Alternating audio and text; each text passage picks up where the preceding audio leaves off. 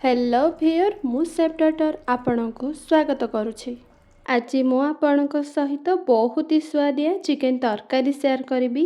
से गोटे प्रकार चिकन तरकारी खाइके जदि बोर हो गले ताहले थरे मो भलिया चिकन तरकारी बनै देखिबे आपण को बहुत ही भल लागिबो।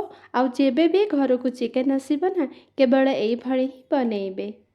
देखिपारुथिबे तरकारीर रंग केते बढ़िया देखा जाउछि, केते बढ़िया डेलीशियस देखा जाउछि। ताहाले भिडियोटी को फुल वॉच करंतु आउ मो चैनल को सब्सक्राइब करंतु। चलंतु आउ डेरी न करी आरंभ करिबा चिकन तरकारीर प्रस्तुति। एठी मु 1 केजी चिकन नेछि। चिकन को 2 रु 3 थर भल करी धोई नेछि।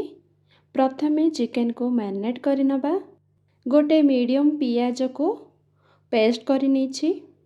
2 चम्मच अदा रसुण पेस्ट। तो सब बेले नॉनवेज डिश रे अदा रसुण रो पेस्ट रो परिमाण टिके अधिका नेउथिबे।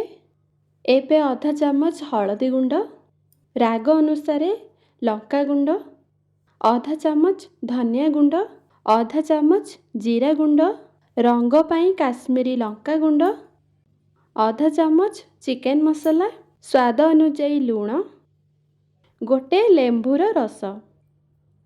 एबे चिकन को भल से मिक्स करि दबा। चिकन को मिक्स करिबा परे 15 मिनिट मैरिनेट पाई छाड़ी दबा। तरकारी पाई एठी मो गोटे कड़ेई नीची। कड़ेई गरम होला परे सेथिरे 3 चम्मच सोरिष तेल दबा। तेल गरम होला परे आलू को एई परी टिके बड़ पीसेस रे चोपा थाईकी काटिकी दे दबा। आउ हल्का ब्राउन कलर आसीबा जाई आलू को भाजीबा। देखंतु आलू भाजी हे गलानी। एबे याको कड़ेई रु बाहर करि दबा। एबे एथिरे 2टा तेजपत्र, 2 खंड दालचीनी, 2टा छोट अळेच आउ गोटिए बड़ अळेच दे दबा। तापरे 3टा मीडियम पियाज को एई परी लंबा पीसेस रे काटिकी दे दबा। पियाज को हल्का ब्राउन कलर आसीबा जाई भाजी दबा। पियाज भाजी हे गलानी। एबे एथिरे गोटे मीडियम टमाटो को दे दबा। आउ अल्प टिके लूण दे दबा। भल से मिक्स कर दबा। तो टमाटो रे अल्प टिके लूण दे देले टमाटो जल्दी सॉफ्ट हो जिवो। टमाटो सॉफ्ट हो गलानी।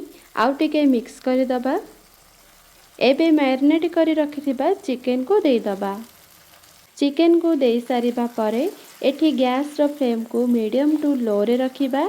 आउ चिकन को भल से मिक्स करी 10 रु 15 मिनिट कसी दबा। देखंतु चिकन रो तेल बाहरी आसीछि। 10 रु 15 मिनिट मु चिकन को भल से कसी थिली। एबे आउ टिके मिक्स करी दबा। तो आपण चिकन आउ मसला को जेते कसिबे तरकारी रो टेस्टा मध्य सेते भल आसीबो।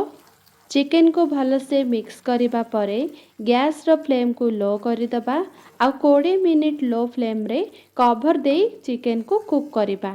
मझिरे मझिरे कवर बाहर करी चिकन को मिक्स करुथबे नहले मसला कड़े तळु लागी जाई पारे। 20 मिनिट हे गलानी।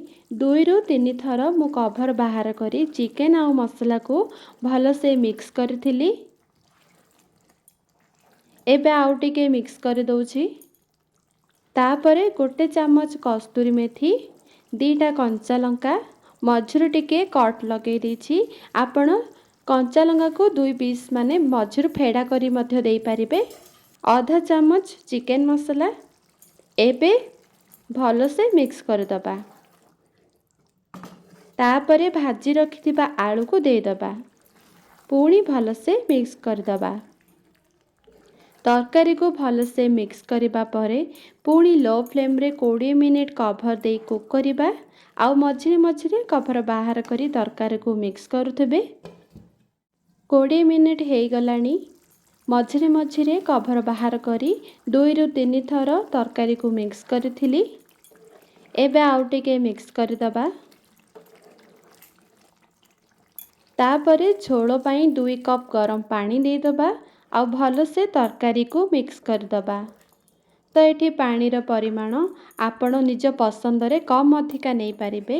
आउ जदि चिकेन को सुखा रखी माने कषा टाइप्र खाइबाकू चाहुंछंती तेबे बिल्कुल पानी देबे नहीं, बास टिके धनिया पत्र देदेबे।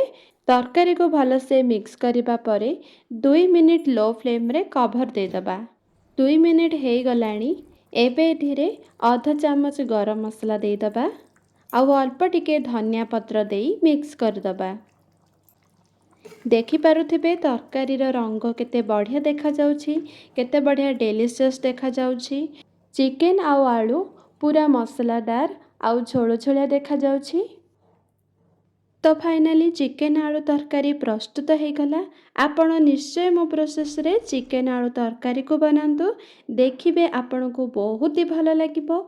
जदि आपन को एई रेसिपी भल लगी थाए तेबे एई वीडियो को लाइक करंतु आ मो चैनल को सब्सक्राइब करंतु। ताहले आज पई रहुची, पुणी आसीबी आ गोटे नुआ रेसिपी नेकी। से पर्यंत रहिली, bye bye and take care.